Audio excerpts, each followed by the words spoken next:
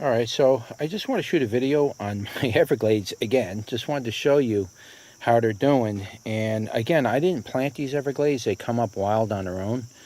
And these things are just growing out of control. So I am going to leave them to the end of the year. And then once everything starts dying back, then I'll rake all of this out of here. And I'll clear my bed for next year. And I'll be ready for planting. But I just wanted to show you actually how many tomatoes are on this plant, on these plants. I mean, there's literally hundreds, if not thousands of them on here. I mean, they're all the way down and in underneath and in between everything. They're everywhere. I mean, these things, it's going to be a problem for me next year because unless I go through here and pick all the tomatoes, which at this point is virtually impossible because I can't even walk in there, they're just going to fall to the ground.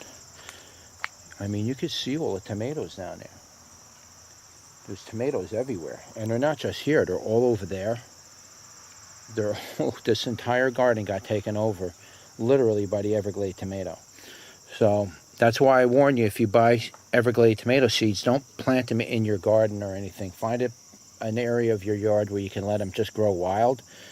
And just let them grow, and they'll come up every year on you. But you really don't want to put them in your garden because now, as you can see here, it's nothing but a problem.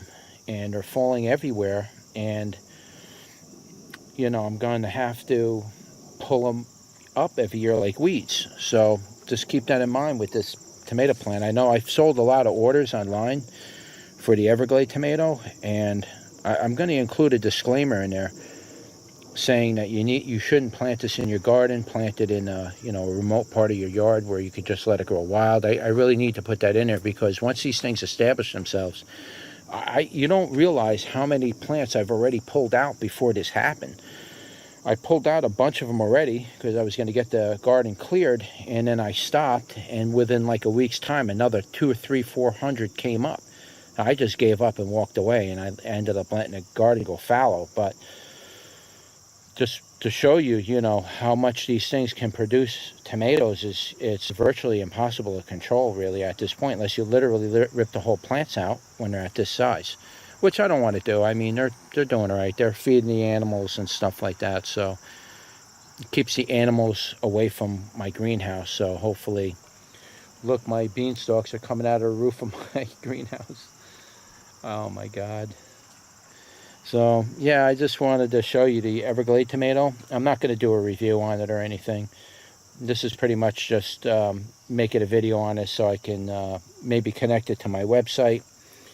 And, people coming in to buy the Everglade tomato, at least they'll be aware of the fact that, this is what could happen. They could just literally go out of control. Now, outside of your garden, and they grow like this, and they produce tons of tomatoes, oh, that's cool. There's nothing wrong with that. That's great. Just don't put it where you don't want them to become a nuisance plant, because it will absolutely happen, as you can see here.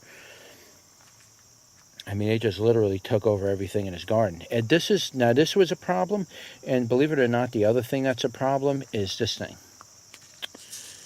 And this is that's these little mouse melon things here. The Mexican sour gherkins. And I really like these a lot. I eat these all the time. I mean, I'm going to do a video where I'm going to pickle these. Do a whole pickled jar of Mexican sour gherkins, because they're really, really good, and they would make great pickling little things to make, pickles out of. So I am going to do a video of it, and I do have enough of these around here where I can easily fill a jar full of these for pickling.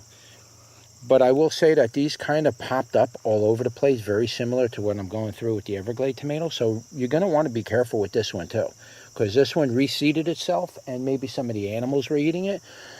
Maybe the chipmunks and whatnot were eating it, and they were dragging these all over the place. And now these things sprung up all over my greenhouse, and they sprung up all over my garden.